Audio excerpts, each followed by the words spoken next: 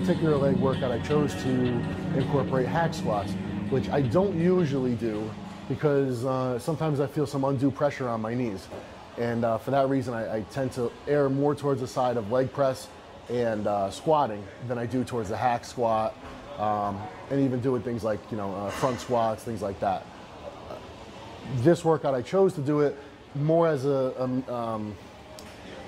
more for variety, more to switch things up, because it definitely is beneficial from time to time to change up what you're doing, not do the same thing every week.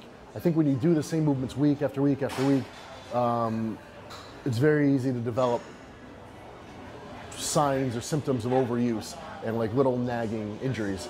Some could argue that the hack squat is a basic movement. I guess to some degree I'd have to agree. Again, even when I'm hack squatting, I prefer to take somewhat of a wider stance and push with my heels. Being a taller guy, if I opt for a narrow stance and bring my feet down lower on the platform, by the time I get to the bottom, it's inevitable that my heels are going to lift up off the pad. And really what you want, obviously, is to push with your heels, and to do that, they need to be firmly planted on that platform. So for me, it involves moving my feet up and out.